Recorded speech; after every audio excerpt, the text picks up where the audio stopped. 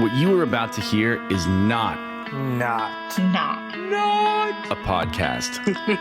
This is a global conversation recorded live in real time with real people. Journalists, business leaders, academics, politicians. I think the terms are deep state. Oh dear. investors, Experts, diplomats. citizens. Coming together from around the world to share their views and ask our guests the questions.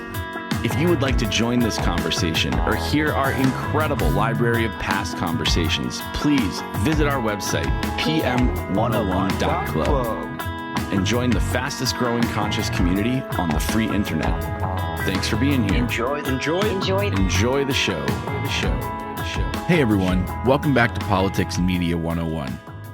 I'm Jeff Browning, and if you listened to our first few episodes, then you know that over the last few months, my friend Justin Higgins and I, and our friends, have convened hundreds of conversations, sometimes more than once per day, with more than 250,000 live listeners and participants, where we all hear live and direct from people in the news, in their own voices, in their own words, in long form, and where anyone who wants to can join to ask them a question, share their thoughts, or just listen. We're just now starting to release recorded portions of our live conversations for the first time, and we're grateful to you for joining us. Today, we're very excited to release part of a conversation, interview, and audience Q&A we had with Kelly Gallagher, who's the academic dean and a professor of energy and environmental policy at the Tufts Fletcher School. Right now, the UN Climate Change Conference, also known as COP26, is taking place in Glasgow, Scotland. This means 25,000 delegates from 200 countries and around 120 heads of state are all gathering to talk about the world's climate, how states impact it, and what this could mean for all of us going forward. We occupy a very unique place in history. In the very short time since the Industrial Revolution, humans have completely reimagined what existence can be. We've gained the ability to drill energy out of the ground and use it to drive, fly, power farm machines that produce more food, keep that food cold, and other innovations that have powered our lives and revolutionized the human experience. There's little debate that now the climate is rising, and that billions of people could have to move out of their homes and away from the world's seas. Billions more could have to move away from their homes near the equator.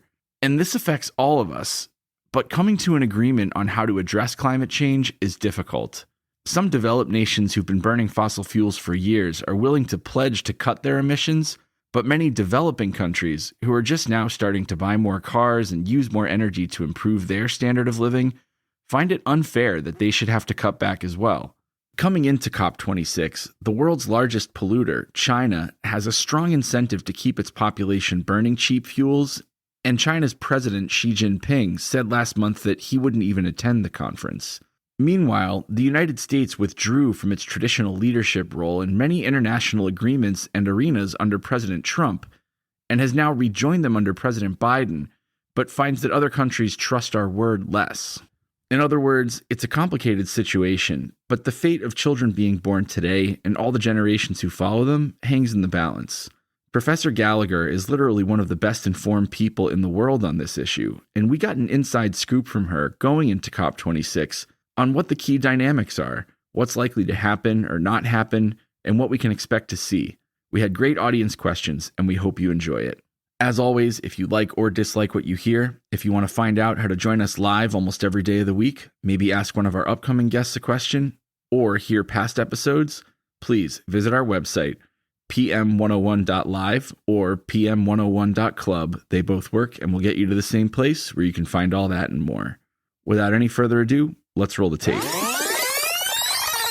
How hard is it to pull off an event like this, and how hard is it to keep climate change as a top priority amid all of these other disruptions, which many would categorize as existential disruptions? Yeah, it's hard. I think we have seen that, even in the best of circumstances, these big, what I call mega multilateral international negotiations are really challenging. You're bringing in government negotiators from approximately 190 countries from around the world. Some of the country teams for these negotiations, have up to 100 people on them because there are parallel negotiations on subtopics that are going on throughout the conference. And then on top of that, you have a huge influx of civil society observers, It's essentially a gigantic climate conference that is going on literally in parallel. There's usually a separate zone for these side events, as they're called. And there's a lot of informal negotiation that takes place, in that domain. So all in all, you can have up to, 15, 20,000 people showing up for these. With COVID, I think we're going to have a much smaller number of people, but you're still going to have, this combination of government negotiators, NGOs, businesses, all converging in one place in Glasgow in about a week to start these negotiations. And they're long overdue. As you noted, COP25 was held in Madrid, although it was originally supposed to be held in Chile. It was widely regarded as a very unproductive year in the negotiations. So pressure has really been building because there has been effectively no progress in the international negotiations for 3 years now. And so I guess what should we, if there's been no progress, what should we substantively expect from COP26? What's even on the agenda? And then what's realistic if we've had really no substantive progress? Yeah, there's a lot on the agenda for this meeting.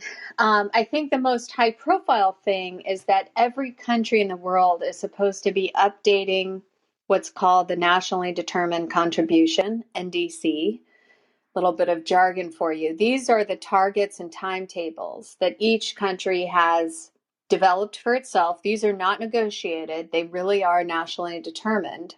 But every country is required to update, and it is supposed to be a more ambitious. This is actually written into the Paris Agreement. The new targets are supposed to be more ambitious than the previous targets. And so they're supposed to be updating new targets for the next 5-year period. And then, we'll be able to add up all those targets and see if we're making incremental progress towards being able to achieve the temperature goal set forth in the Paris Agreement, which is to prevent global warming from going above 2 degrees Celsius or ideally 1.5 degrees Celsius. So that's the biggest step. As you've probably noticed, a lot of countries have been setting long-term targets as well, these net zero targets by mid-century. Some countries have set them for 2050, others for 2060. Then the other big issues are climate finance commitments. And this is really a question of how will richer countries help to finance the energy transition for poorer countries.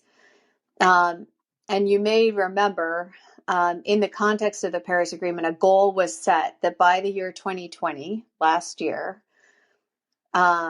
industrialized countries would be mobilizing $100 billion a year from public and private sources to support developing countries with cleaner, greener development. And that target was missed. So many developing countries are very frustrated by the lack of progress on climate finance. And then the third big issue is finalizing what's known as the Paris Rulebook. And this is essentially the rules of the game for how the Paris Agreement is implemented and operationalized. I'm happy to talk about any of those in more detail. Yeah, I'd love to get into, so we just hit on the overarching reduction in the raise of temperature. We hit on developing nations and financing for those developing nations. And then we hit on implementation of the Paris Accords. I want to get through door B a little bit. We hear of climate change in the US and we think of solar, wind, hydro, a whole host of different technologies. And you mentioned how industrialized nations had a commitment of $100 billion. They didn't meet that, and they're going to kind of bring that up in this next meeting. Do developing and developed nations have different capacity to implement climate change technologies? And do developing and developed nations have different technologies that they should even be looking to implement? Yeah, that's a big, complicated question. I think it's probably too reductionist, even though I just did it myself, to separate the categories into industrialized and developed, because we have what I would a kind of class of countries that I would consider major emerging economies, countries like China, Indonesia, Mexico, that are certainly not at the same level of development as a country like the United States. Their overall per capita GDP is much lower than US per capita GDP, for example. But a lot of those countries do have some capacity to implement their own climate policies and even to finance the kind of green technologies that are needed. And China is a great example of that. China is investing as much as the United States, and depending on how you count the different categories, what you include in which category, in some areas, China's outspending the United States on public energy innovation investments. That's government investments in energy RD&D, clean energy RD&D. But China still has many more people living in poverty. There's a big, urban-rural divide. And then you compare a country like China with a country like Ethiopia, where you still have a majority of the population without access to electricity or clean cooking fuels. And so the capacity there is totally different from the capacity in a country like China. And I think we need to do a better job of customizing the solutions to the needs of each country. Yes, especially Ethiopia, which is also in the middle of war right now. So that must be difficult to Yeah, but Ethiopia, if I could just jump in, it's such an interesting country because they are one of the countries with the most ambitious NDC in the world. They are pledging to avoid growth in CO2 emissions altogether if they can get enough finance to support their transition.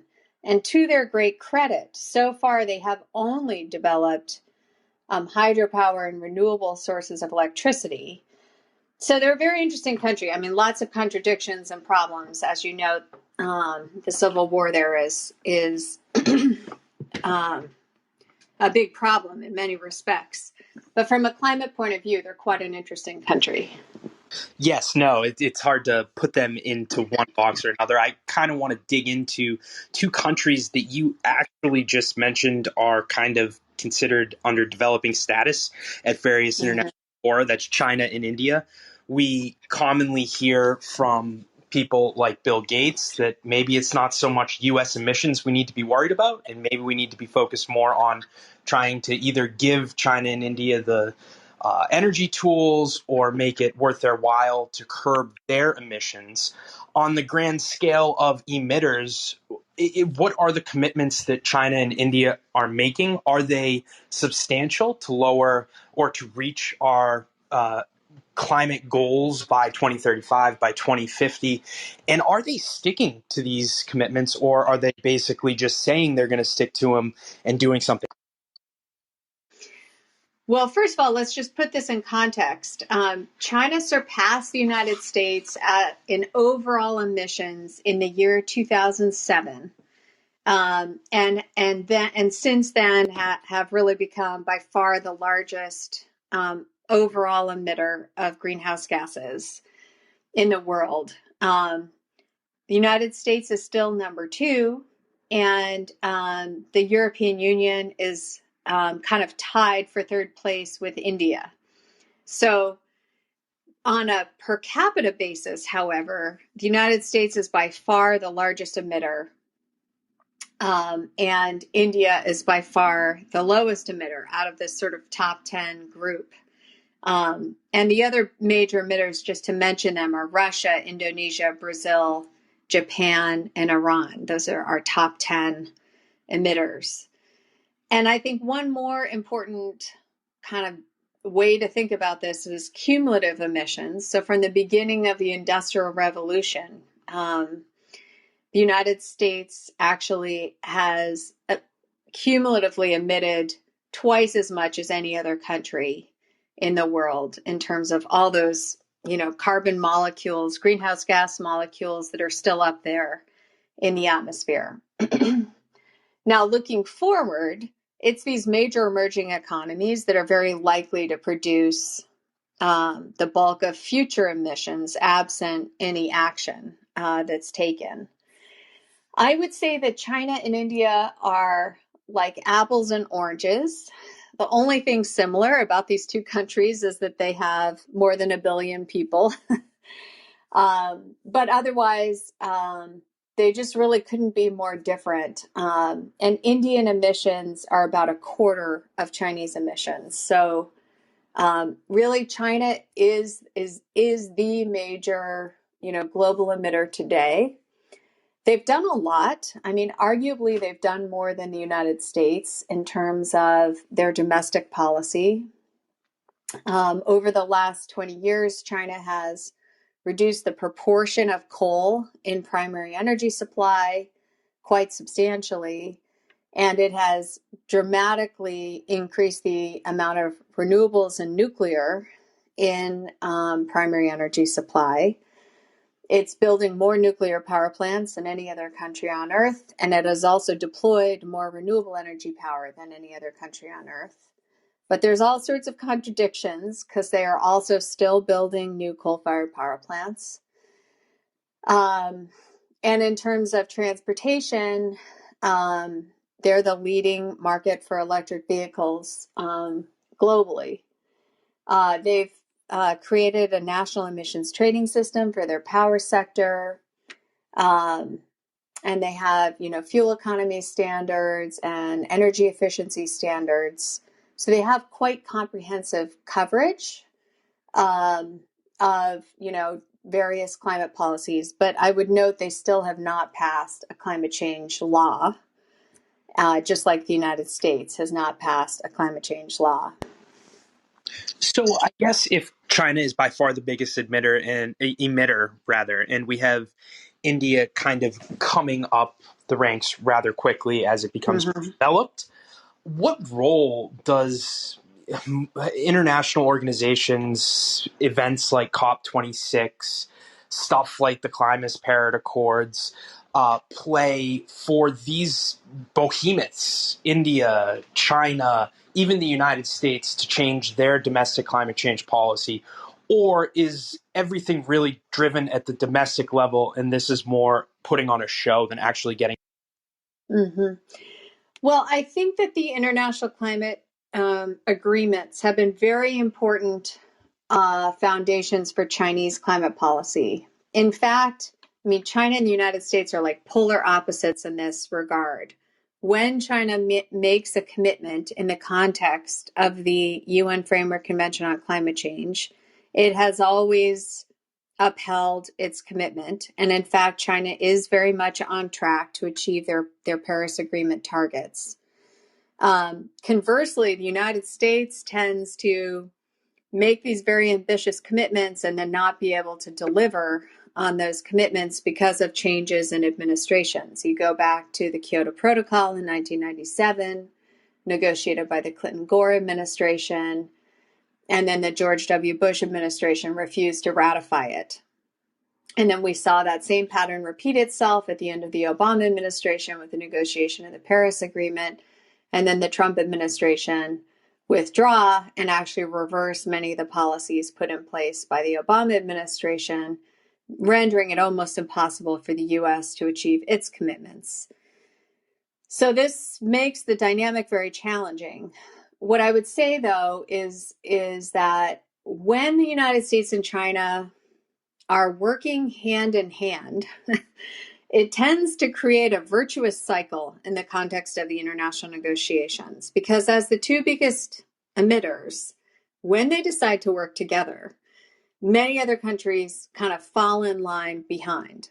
And to give you an example, when we negotiated the US-China climate agreement, which was known as the joint announcement between President Xi Jinping and President Obama in 2014, immediately after both countries announced their targets, Mexico announced that it was going to make a new commitment, its NDC, and China had committed to peak its emissions by 2030. And Mexico said, we want to do better than China. We'll commit to peak our emissions by 2024. So I often have thought that, that agreement induced this virtuous cycle. And one by one, every country in the world came to Paris and made a commitment. So, in the best case scenario, the US and China, together kind of induce a virtuous cycle and catalyze other countries and each other to do a lot better. I think going into the COP this year, we're in a tough position because the Biden administration has not been able to get either of these bills passed through Congress. So US credibility is really on the line. And I don't think the Chinese are feeling particularly any pressure whatsoever to be more ambitious, even though ideally they would be putting more ambitious targets on the table. On the optimistic end, why do you think that quote unquote virtuous cycle actually happens? Is it because other countries view the US and CCP governments as different sides of the same coin, i.e. large powers? Is it because maybe they see a large purchasing power and a large export power in both of these nations beginning to shift their technology, so they want to kind of get in on the game? Or is it something else that's kind of happening when the US and China agree on something and then it seems like everybody else falls into line? Why is Well, for one thing, Europe is already acting.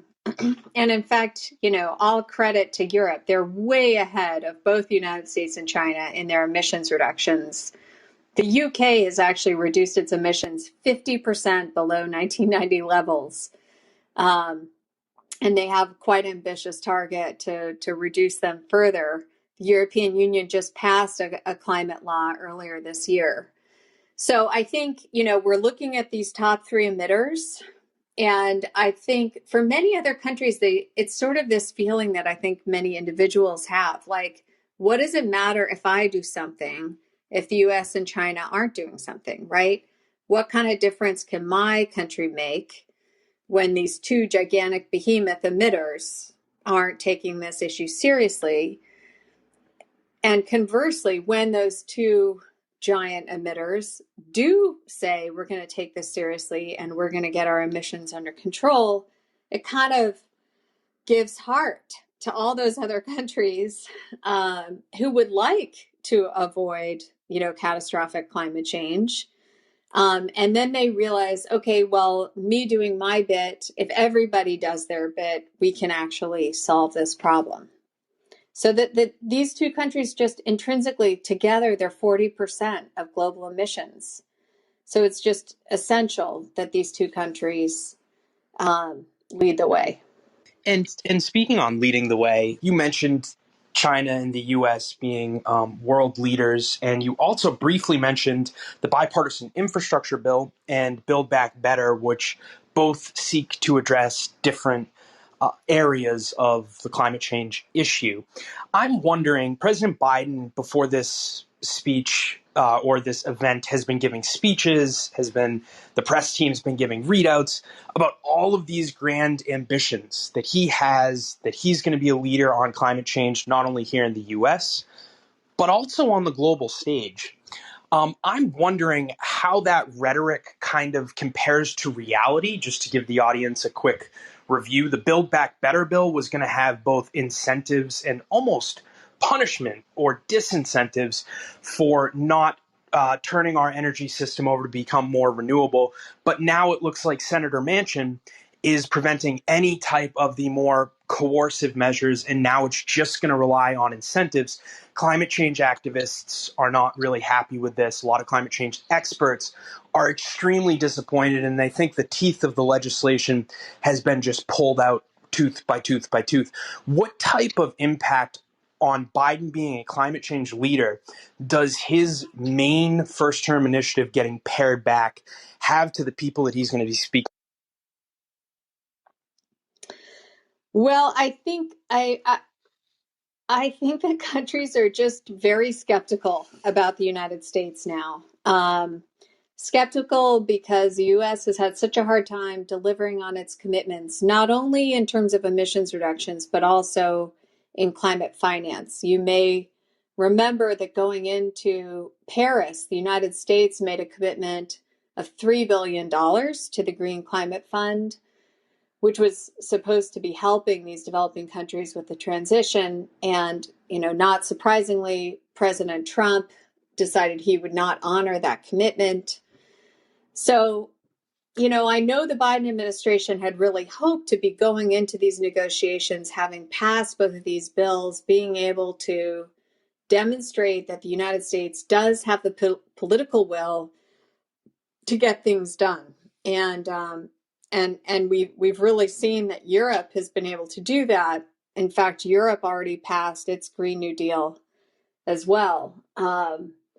So the U.S. is coming from behind here, and I do believe the Biden administration is trying really hard, and it's essentially, being held hostage by just a few congressmen and women in the House and in the Senate. So it's a very difficult situation, and certainly, one that is hard to figure out how to resolve easily. Yes, it is, especially since maybe no bill will get passed, but we will have to kind of wait and see. I'm sure something will get through. So, Kelly, I was wondering, the pandemic has impacted everybody's life, whether it's work from home or supply chains or a whole host of other issues that really haven't been great. How has the pandemic impacted the approach towards climate change, maybe the financing that we've discussed a couple times, but also maybe countries' approach to reducing emissions? Well, the first point I would make is that vulnerable countries have become even more vulnerable. The pandemic induced a major recession in many countries. And while some countries are bouncing back quickly, China is a good example of that, other countries are not yet bouncing back. And of course, this has much to do with, different countries' access to vaccines and the ability of their workers, to get back to work. But one of the measures of vulnerability that we worry about a lot is, a country's economy. And if a country's economy is in free fall, it's very difficult for that country to make investments in resilience measures, being able to prepare for, a major extreme weather event, hurricane or wildfire or extreme heat event. So we've seen that the sort of vulnerable countries have gotten even more vulnerable. And of course, their interest and focus on climate change, I think, has waned. There's just been a lot of distraction. And even in some cases now, as economies are beginning to recover, we're starting to see electricity shortages because, the pace of new power plant construction slowed down during the pandemic. And now, as economies are bouncing back, there isn't enough power supply to serve the economy. And that perversely is leading to a number of countries starting to build new coal-fired power plants, because a new coal-fired power plant is chunky in the sense that in one plant you can add something like 500 megawatts of new electricity capacity, which in some ways, in a very traditional way, is in the minds of these leaders the easiest, fastest, cheapest way to get large amounts of new power online, as compared with having to build, 500 1 megawatt wind turbines, or even more, solar panels. So it's led to a lot of perversity. And I think this is one of the reasons why we haven't seen emissions decline very much. In fact, concentrations of greenhouse gases have continued to grow in the atmosphere almost unabated throughout the pandemic. Thank you for that, Kelly. We're going to now go to the best part of the show, which is the audience Q&As. I feel like I understand what COP26 is a little bit better, what is trying to be accomplished as well. So we will start out with Aram going first, and then we'll go to Steve. Aram.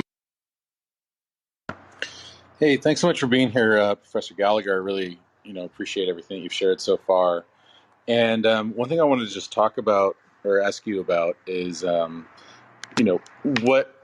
does nuclear fit into this equation? Frankly, I'm, let's just call me nuclear curious. Just as a zero emission fuel, it seems to offer a lot, and when I look at sort of the alternatives, it seems to make more sense. But I sort of feel like there's two main barriers that I run into, which is one, just sort of public opinion about it isn't great, and two, it seems like the actual capacity to build more reactors is actually quite low. And I'm just curious if you could talk a little about the the pluses and minuses and kind of where things stand. Thanks. Yeah, great question. I love the term nuclear curious. So nuclear is a pretty good option from a climate point of view. It is not carbon free, but almost carbon free. There's a fair amount of embodied carbon when you build a new nuclear plant. Think of all the steel and cement and so forth that goes into a new plant. But once that plant is operating, it's a very low carbon option. And like coal, that example I was just giving, when you build a new nuclear plant, it's very large, 500, even sometimes 1,000 megawatts. So you can get a lot of baseload, reliable power. One of the objections that many leaders have to renewables is that they're intermittent. Of course, there's ways to deal with that, but certainly an advantage to nuclear is that it's reliable baseload power. The reason why we haven't seen more deployment of nuclear outside of China is primarily cost. It's by far the most expensive electricity option today. Here in the United States, we had not built a new nuclear power plant since 1973 until the last recession, when the government passed the American Reinvestment and Recovery Act. And the U.S. government said that they would provide loan guarantees to any developer that wanted to build a new nuclear power plant. So a new one has been under construction. It's called the Vogtle Power Plant in Georgia. And it has come in way over budget and, proved once again it is the most expensive option out there. Part of why it's so expensive is because of all the safety protocols that one needs to put in place to prevent nuclear proliferation, theft of nuclear materials, which can get into the hands of terrorists. And then also the big issue of what to do with the waste.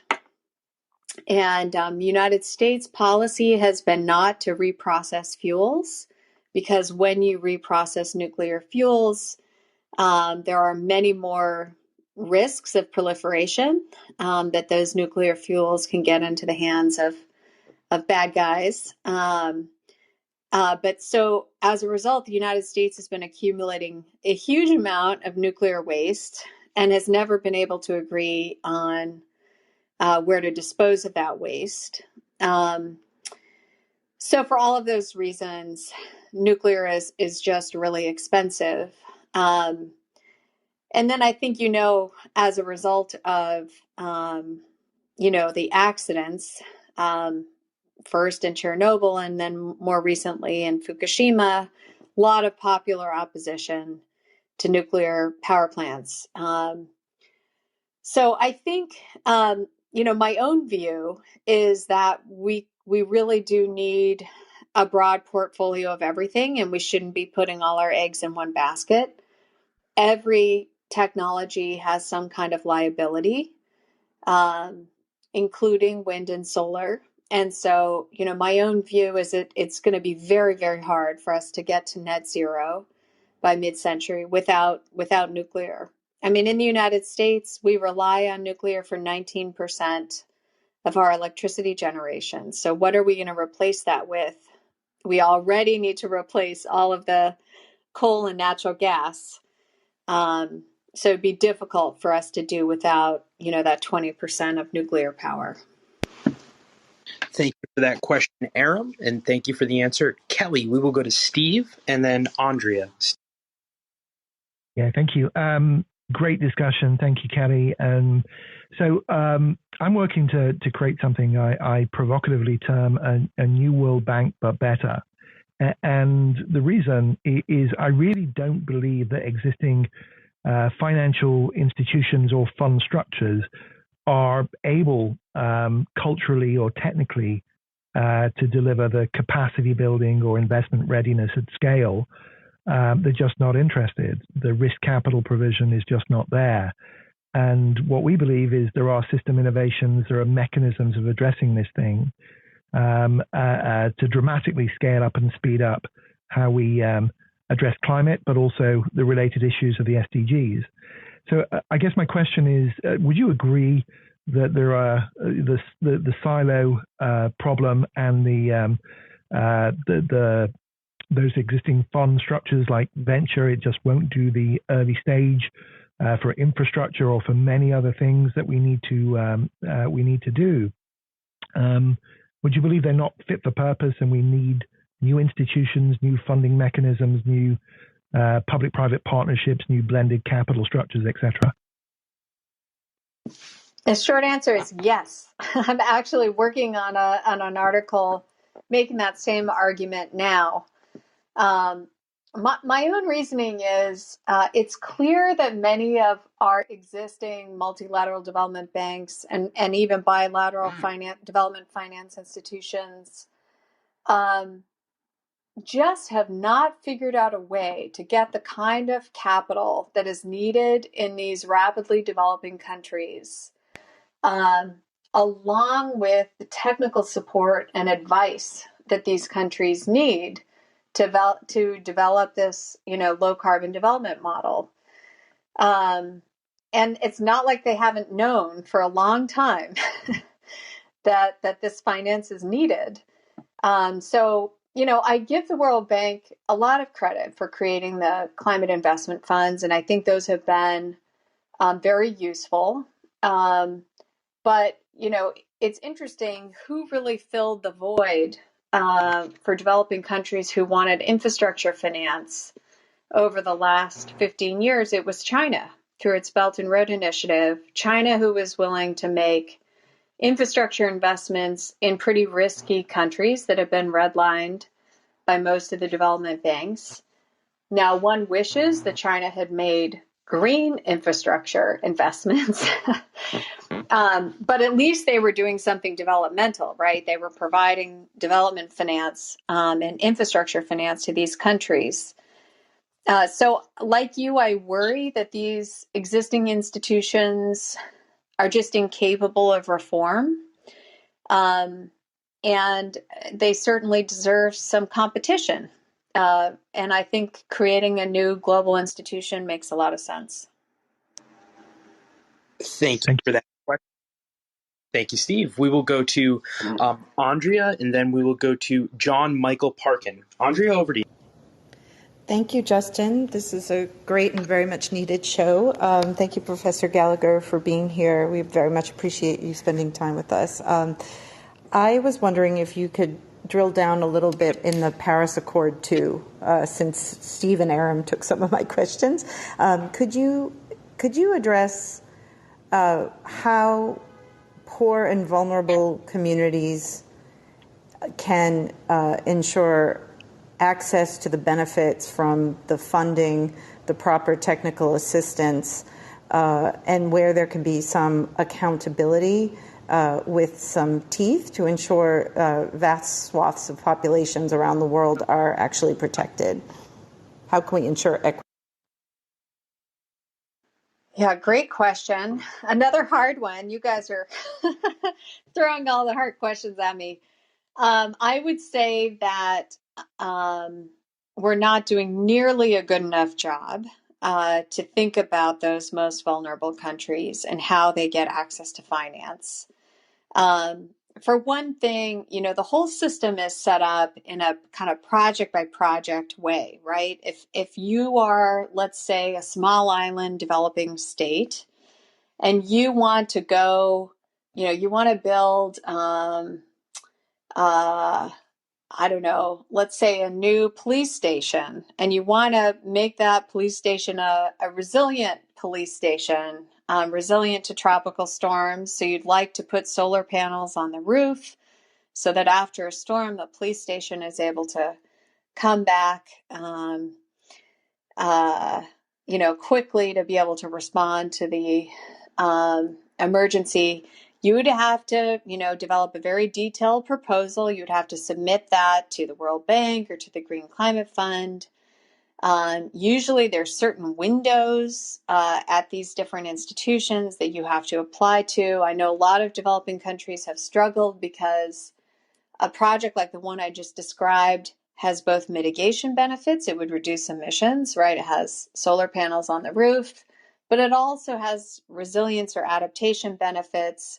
But you have to pick a window to apply to apply through. So it's cumbersome, it's bureaucratic, and therefore it's slow.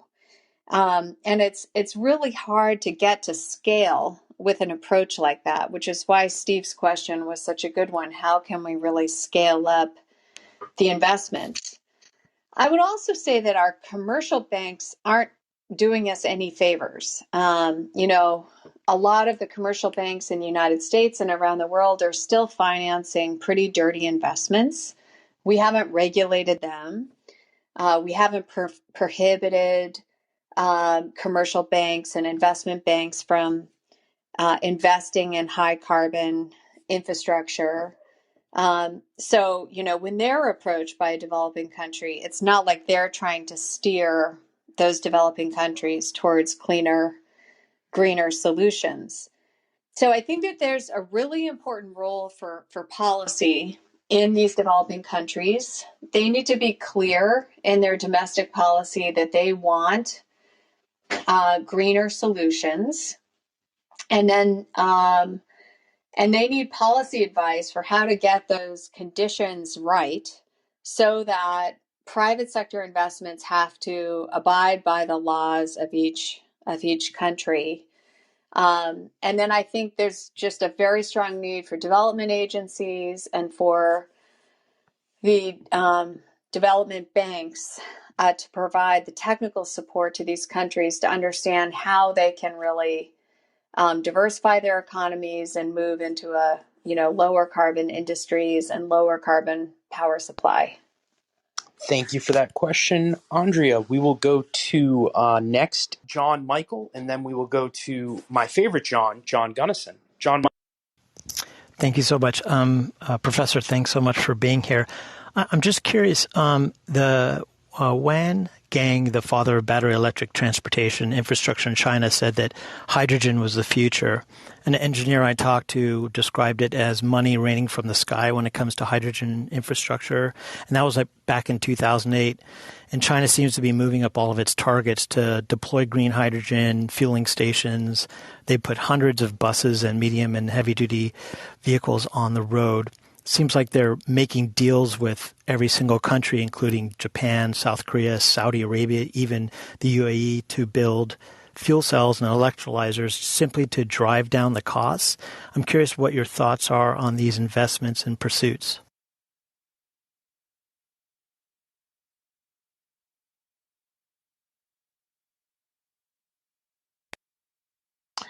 Professor, you might be stuck on mute, which happens to everybody at least once a show. It did happen to me. Thank you. I was saying that one of the things that I really love about China is their ability to make, hard choices and then develop strategies to really go after industries. We call this industrial policy, and China is really great at it. Look at what they've done in developing a whole solar PV industry. Look at what they've done in developing a whole electric vehicle industry. And you're quite right that Wang Gong, who has been described as the father of electric vehicles in China, actually originally was a hydrogen fuel cell vehicle advocate. I interviewed him extensively when I was working on my doctoral dissertation. So I remember this vividly. And I think, frankly, it's not an either or situation. I think there's a very strong role for hydrogen, both in the transportation sector, in heavy duty applications. And I think what people have come to realize more recently is that there's a very, very strong potential role for hydrogen in industrial applications. When we look at different sort of technology options for getting to net zero, most analyses that I have read believe we can certainly get to net zero in electric power. We can certainly get to net zero in transportation. But some of the hardest to abate sectors are the heavy industries, like iron and steel and cement and chemicals production. I think China has taken a very clear-eyed strategic look at the 21st century. It has decided that I think they have designated 10 strategic industries, maybe more than that, that are going to dominate this century, and they're going after them. As you point out, they're trying to develop technology. They will go out and buy it. They will buy companies. They will buy patents. They will license technology, and they'll invest in their researchers at home. And, one of the other things that China does well is they will deploy quickly. They demonstrate technologies well, and then they rapidly deploy. And that, of course, helps to bring down the technology costs over time. And one wonders, if the United States could do the same. Actually, I note that India actually just established a hydrogen mission. They have sort of a different approach. They create these different missions, which are similar. They're national efforts, and India has just established a green hydrogen mission. So I have a follow-up there. My question is, and I'll lead it a little bit more, but can the U.S. follow in China's footsteps? Because we have a government that more so is predicated on individual freedom as opposed to draconian 5-year plans. But more specifically, you mentioned how the CCP government has this great ability to set out industrialized policy. And I guess my question is, isn't that the benefit of a totalitarian regime, an authoritarian regime, an extremely centralized regime, where they can do whatever they want and they don't have to worry about the public feedback loop until it's to the point of potential revolution? Whereas the United States, our process is slow, it's muddled, but it's kind of predicated on being slow and muddled to maintain checks and balances. And my last thing is, isn't there a great potential threat from the CCP government having no checks and balances, where maybe they embark on some new technology like 20, 30 years ago, 40 years ago in the US was renewable fuel standards? Maybe that technology is touted as saving the environment, but at the end of the day, they go all in on it and they don't really have any checks, and they wind up with the RFS system, which just ultimately benefits large oil corporations, big agriculture, at the detriment of both our environment and our citizens. Okay, great question. Tough one. The first thing I would say is planning isn't necessarily a bad thing. And I would take issue with this idea of draconian planning. Having a 5-year plan, what that means in China is that the government sets forth really clear targets that helps to mobilize the country around common goals. The system is just totally different in terms of how they implement those targets. The government at the central level sets those targets in consultation with lower levels of government. It's a much more hierarchical system. And then they devolve those targets to the provinces, and the provinces in turn devolve them to the cities. Cities in turn devolve them to the villages and townships. Now, where things get kind of draconian is how do they ensure compliance with those targets? And of course, they implement a lot of policies, so that they can achieve the targets. But in failure, when party officials fail to achieve the targets, for their particular city, they may not advance in their career. That's the main sort of enforcement tool that the Chinese central government has for implementing its policies and regulations. So very different system. Here you would have, a criminal process maybe, or even a civil litigation process if a firm failed to, comply with the Clean Air Act. In China, that's much more rare. And here's where I think we have another major difference. You just don't have the same due process issues, and you don't have a functional court system. And, honestly, a real rule of law, because the party has such absolute power. But in the climate domain, the real benefit to the planning has been that the government was able to look ahead. It didn't have to worry about re-election. And so it was able to say, look, we can look ahead to the next century. We've accepted the science of climate change. There's no debate about that. And we can say, we know that these are going to be strategic industries. We would like to invest in these industries. We would like to, frankly, conquer the global markets in these industries and create all of the jobs associated with doing that. And we need to clean up, our domestic environment. We have really severe urban air pollution and so forth. And so they were able to kind of systematically put a plan in place to do this. It's kind of hard to imagine in the U.S. context that we would do that. But, we do have a quadrennial defense review, which is every 4 years. We do a planning exercise for defense. In the Obama administration, they attempted to do a quadrennial energy review, which was to create a 4-year plan. And I do think that there's a lot of wisdom in that. One of the reasons why the UK has been so successful in its climate policy is that when it passed its climate change law, I think back in 2008, they established carbon budgets. And so every 5 years, the government sets a budget. So imagine a financial budget, but instead it's an emissions budget.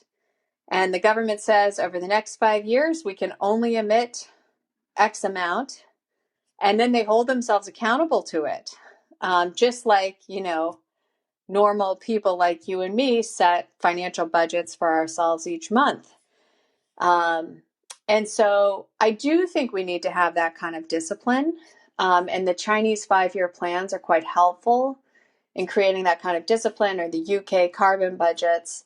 The United States needs something like that, though I certainly wouldn't, argue that the United States needs to do away with due process and the rule of law. Well, I think we can both agree on that. So we are going to go to John Gunnison, then Tom, and then Peter for the last 3 questions of the night with Fletcher School of Law and Diplomacy at Tufts University. Academic Dean Kelly Sims Gallagher. Mr. John Gunnison. Thank you for joining us, Professor Gallagher. I'd like to ask for your assessment of something that's been at the center of the news coverage of the COP26, and that's the no-shows, the non-attendees. This has sort of dominated, to a certain extent, the recent coverage in the run-up to the event. We know that President Xi is not going to be attending, President Putin is not going to be attending, President Bolsonaro of Brazil is not going to be attending. And there was also interest in Australia, who suggested that they might skip the conference and then decided later to attend. We know that Pope Francis was planning to attend the conference, but is himself not going to attend. Do you think that the media coverage is overstating the importance of any individual attendees? Do you think that we could maybe put this to other factors like health in the case of Pope Francis, the complications around the pandemic? Or do you think that in the world of diplomacy, where every little hint and gesture is analyzed and considered, that we should consider these no-shows to be significant? It's a really good question. Before I turn to it, I had meant to say in response to Justin's last question that I wrote a whole book on this topic, The Titans of the Climate, which is about comparing the policy process in the US and China. So for those people who are interested in digging into that more, you can check out the book. And that's a great segue, actually, to this question about participation. So there's two levels of participation, right? There's the leader level, like President Xi Jinping and President Biden.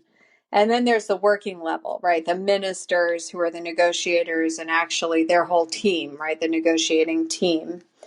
And I don't think that anyone is not sending their negotiating team. I think the big question is the leader level participation. And I can't ever think of a time, I cannot ever think of a time when these leaders actually, had a negotiation breakthrough. But it does send a strong signal when they come. It sends a strong signal at home to their domestic audience that they're prioritizing this and that this is important to that leader. And it shows that the country is taking this seriously. And of course, it sends a pretty big signal to other leaders, right? That like the other leaders, they are kind of showing the respect of showing up and making an effort. And there's sort of a third function too. Each one of these major leaders who comes gives a speech. And that can have a very important forcing function of getting that leader to focus on climate change and, prepare an announcement to make in their speech. And a lot of times the big announcements come out, in these leader level speeches. So I do think it is quite significant that Xi Jinping, among others, Jair Bolsonaro are not coming. I'm not surprised about Bolsonaro, but I am disappointed that Xi Jinping isn't coming. I think that sends a pretty strong signal to President Biden, because here President Biden is going. He's making his best effort. We've talked about the fact he's not going with a strong hand. He hasn't been dealt a good hand in this first year of his presidency. But at least he's going and he's trying. And the fact that Xi Jinping isn't matching him and meeting him there is frankly disappointing. We will go to Tom Slocum, and then we will go to Peter for our last two questions of the night. And then we'll kick it over to Dean Gallagher to give us her last thoughts. Tom? Hey, Justin. Thanks for having me.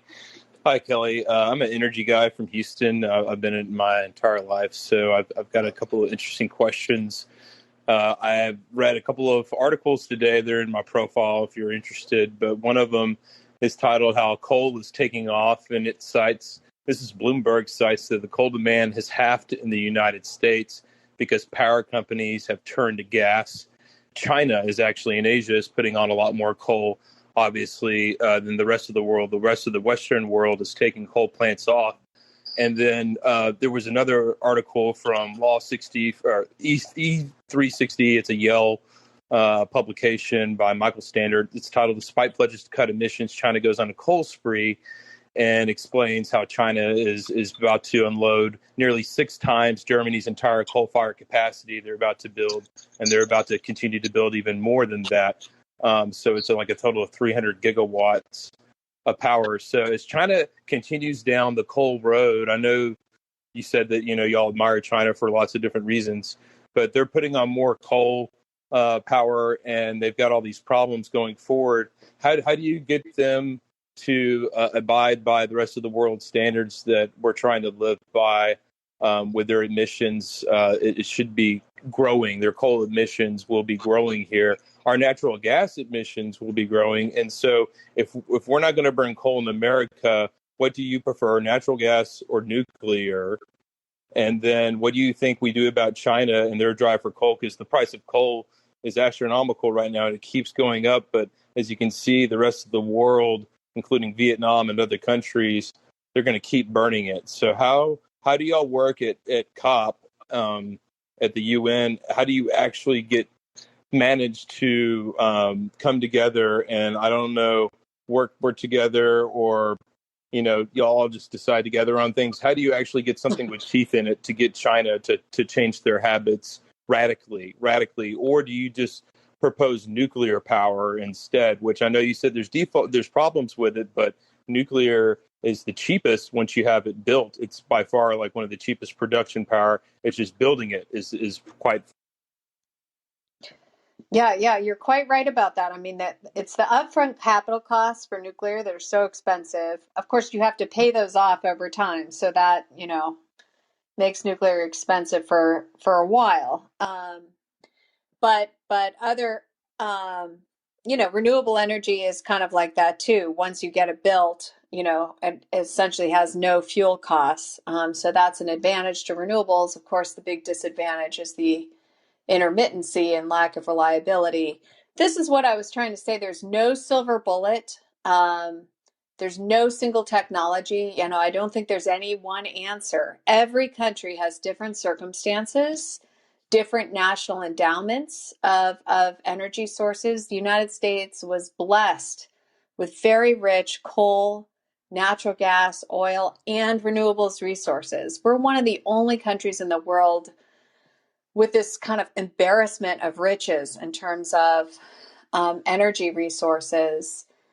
Saudi Arabia, blessed with very generous oil and gas resources. Russia, with kind of all of the above as well.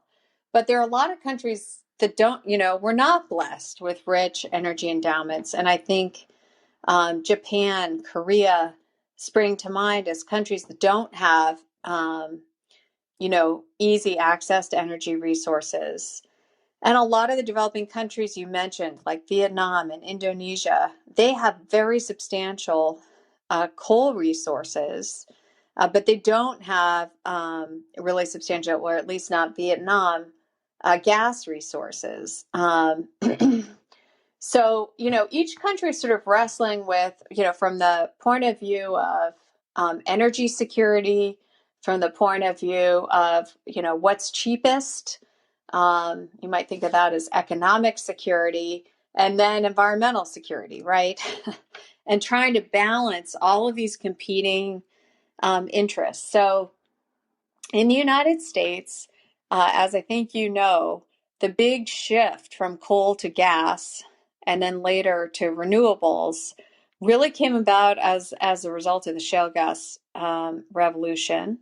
And because the United States figured out how to exploit shale gas, it was able to bring the cost of natural gas down very low. And so people stopped building, independent power producers stopped building coal plants, started building gas plants. It was the cheapest option available. More recently, in some cases, we're seeing that renewables are beating natural gas. Coal is certainly not evil in and of itself. I don't want to give that impression. It is, however, the most carbon intensive fuel. The good news is that there is a technological option available, which is carbon capture and storage. And I believe that coupling coal with carbon capture and storage is going to make sense for some countries and some certain circumstances. If they have no other technology resources available or energy resources available. Again, coal with carbon capture and storage is currently a pretty expensive option relative to gas and renewable energy. So I think, the answer is going to be different for every country as it puts together its portfolio of energy sources. And that will depend on what's available to the country, what their kind of norms and cultural and social acceptance of different energy technologies is, and of course, what the technology costs are. Thank you very much, Tom. I'm going to go to Peter for the very last question of the night. Peter, over to you. Thanks again, Professor Gallagher, for joining us. So my question is about kind of what are the kind of misconceptions, or either on a policy or just as solutions, that like too often take up way too much space that you would like the public to kind of dispel of? Like what's kind of like the cold fusion of climate change, or even like, to borrow this, what's the ivermectin of climate change that we just have to not look to as like a solution? It's overblown, or it just takes too much of the public's attention for such an important. That's a great question. I think I'm going to pick a policy topic, actually, and the one I'm going to pick is carbon taxes. We spent like almost a decade debating whether or not carbon taxes are good, right? And some countries have had them for 20 or 30 years now. So we know they work, right? We know that they're an effective policy instrument. But we had so much debate here in the United States of carbon tax or no carbon tax. And that was such a binary choice. It wasn't a helpful choice, right? And now I think we know that, just like I made the argument there's no silver bullet in technology, I would argue there's no silver bullet in policy either, right? We need to use all of the policy tools available to us: regulatory policy tools, fiscal policy tools, innovation policy tools. I would argue we need more industrial policy tools, which bring all of them to bear. I would argue carbon taxation should be part of that portfolio, but it's not likely to be a major part of that portfolio because I think politically it's too difficult to put in place, high carbon tax, but it could be a pretty great way to generate revenue that in turn could be, given out in subsidies for low carbon power or low carbon, technology options like electric vehicles. And I ask all of our guests what you want to leave us with the audience of over 1,300 people. It can be about climate change or your semester at Fletcher so far. It could be positive, negative, or somewhere. And I think you're caught on mute again, Dean Gallagher. No, I was just thinking. Oh, we don't allow thinking on this show. No, I think that the thing I want to say to close is that I think we're in a pretty daunting moment right now. In the wake of the Paris Agreement, many of us thought we had finally had that breakthrough that was going to enable the world to begin this process of, getting to net zero by mid-century. And right now it's just feeling, very difficult. But I want to remind everyone that the world did come together just 6 years ago to agree on this global agreement. And also that we see a number of countries that have made tremendous progress, and we can look to the UK for inspiration, as I said earlier. So I don't want people to feel hopeless. I want them to understand that we actually know a lot about the policy tools that work, and that's the focus of our Climate Policy Lab at Fletcher, is to understand which climate policies work, which don't, and why. That's our motto. And we also have a lot of technologies available to us that really were not cost-effective technologies 20 years ago. So there's hope. That's all we have for you today. Again, huge thanks to Professor Gallagher for coming out, to our audience for their great questions, and to you for being here. If you like or dislike what you hear, if you want to find past episodes, or find out where to join us live almost every day of the week, maybe ask one of our upcoming guests a question, please visit our website, pm101.club or pm101.live. They both work and will get you to the same place where you can find all that and more. This has been Politics and Media 101. I'm Jeff Browning. On behalf of our co-founder, Justin Higgins, and our team, thank you very much for being here. We hope to see you and hear from you soon.